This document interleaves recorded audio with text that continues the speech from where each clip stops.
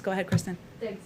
Jen, has the president seen the video of the boy who came here from Nicaragua, abandoned, alone, crying to Border Patrol agents? If so, what was his response? I don't have any response from the president directly. What I can convey is, for any of us who have seen that video, it is heartbreaking. It's a reminder of how treacherous the journey is, and it is a reminder of how important and imperative it is that we put in place reforms to our immigration system, that we convey clearly how dangerous this journey is, and that we take steps like the Central American Minors Program to make it possible to apply for moving. Given what's happening at the border, why hasn't the vice president visited yet? Visited the border? I don't have any trips to outline or preview. What our focus is on is solutions and ensuring we have more beds, we're making the processing more efficient and effective, and that we are addressing this in a humane way that keeps these kids as safe as we possibly can. Immigration, if I may. Sure. Is the administration considering restarting some construction on the border wall to plug in holes in gaps of areas where the construction stopped after the president took office? Well, wall construction remains paused. There is a review underway, taking a look at the funds that had been allocated when the administration took office, as you know, but funds had been diverted from military construction projects and other purposes toward building the wall. That was not something we, of course, supported. There are some components of the wall that had already been allocated, the funding to continue building by Congress, so we're working within what is allowable. But our focus is not, we don't believe the wall is an answer. We have never believed the wall is an answer to addressing the challenges, immigration challenges at the border. That's why we're proposing an investment in smart security at the border, why we're driving what we see as 21st century solutions for border management, and why we believe we should build a functioning immigration system. There's a review underway of kind of where this funding had been allocated and not, but it's currently paused and for the most part. The president had said he wouldn't build one more foot of the wall, but you're saying some monies could still be used to fill in the gaps on construction? No, I'm saying that some had been allocated already. Previously, we're working within what our limitations are by law, but we have never believed that building more of a wall, the president doesn't believe, is a way to address our immigration challenges at the border. Okay, and then a quick clarification on Special Envoy to the Northern Triangle, Ricardo Zuniga, who's in Guatemala, was there yesterday talking about this. He said that the White House is looking to create legal ways for Central American migrants to reach the U.S. Is that could you explain more on if you know what he was talking about? Is that what President Biden has talked about, allowing folks to apply for asylum in their home countries, or are there other options being considered? Well, more immediately, we've reinstituted the Central American Minors Program, which I would think he is likely referring to, which when it was stopped in 2017, there were about 3,000 kids who could have applied. I don't have an updated number on how many might be eligible now. That's one piece, so that kids can apply from country and won't take the treacherous journey.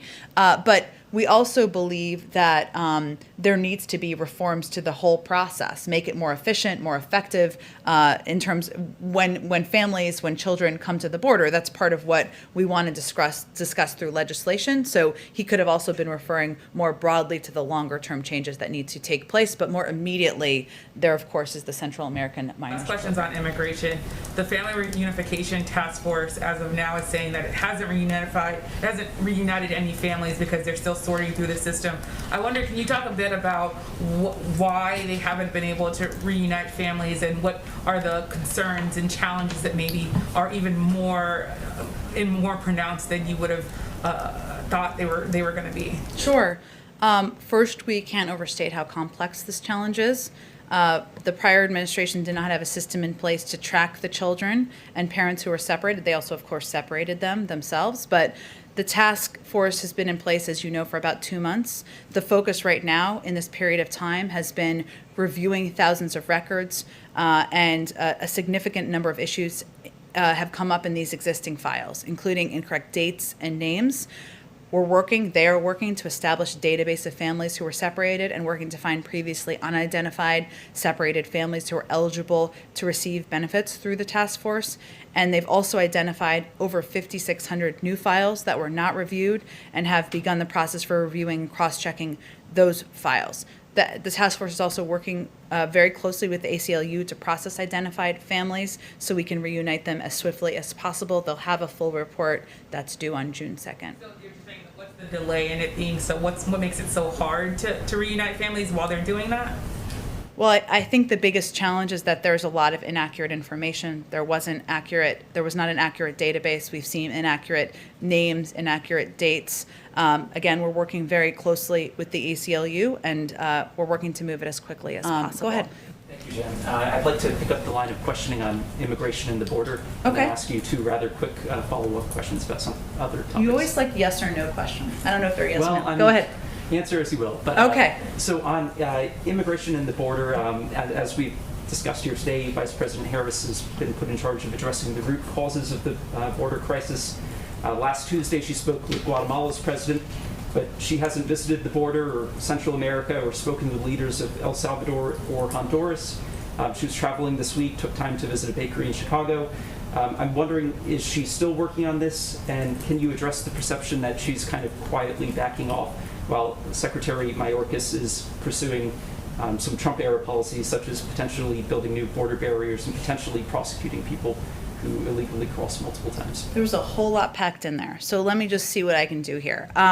First, I would say the vice president was visiting Chicago actually to talk about COVID and the importance of communities getting the vaccine when it's available and accessible to them. And so while she was there, like many Americans, she got a snack. I think she's allowed to do that. But she was there to talk about COVID and play a role, as she's playing a significant role on our efforts to address vaccine hesitancy, communicate with the public about how we can do this, and it's imperative to get the vaccine when it's available. Second, I would say that yesterday, and this is actually a statement put out by her team, USAID announced the deployment of a DART team. We only have these in a couple of places in the world, so this is fairly significant, to respond to urgent humanitarian needs in Guatemala, Honduras, and El Salvador. This is meant to help address the immediate humanitarian needs, whether it's drought, food insecurity, ongoing COVID-19 pandemic, and this is in communities that are still recovering. So that is actually an announcement made by the vice president's team earlier today. This is absolutely an issue that she remains committed to, is in the lead on. The Northern Triangle, which I'm sure you're aware of, but is not the same as the border. They're all related to each other, but addressing being responsible and in the lead on the Northern Triangle is working with these countries in the region, addressing the root causes, working with them on how we can address issues like long-term food insecurity, drought, the COVID-19 pandemic, hurricanes, etc. That's what she's focused on. I don't have an update on when she'll travel. I'm sure it will be soon. She's still working on this issue very much. Well, they wouldn't be putting out a statement this morning if she wasn't, would they? And my two other questions, I'd like to circle back to something that a colleague asked in this room a few Sure. weeks ago. They asked about a request by about 36 Democrats in Congress for President Biden to relinquish unilateral nuclear launch authority. I believe at the time you weren't aware of that request, and I was wondering if you've been able to get an answer from the president on that. I don't have anything more for you on that. And my third question, Yeah. if I could. According to a report yesterday in Axios, we may soon have a prominent transgender gubernatorial candidate. It would be a Republican, Caitlyn Jenner in California, and I'm not asking. Are you announcing her run? No, I'm just announcing. Are you working for her? Report. I'm not. Okay. I'm not, but and I'm not asking you to endorse anyone, but I was wondering if the White House welcomes this apparent LGBT milestone. We certainly would welcome the freedom of any human participating in the democratic process to run for office, of course, and including, of course, transgender members of our society. Go ahead.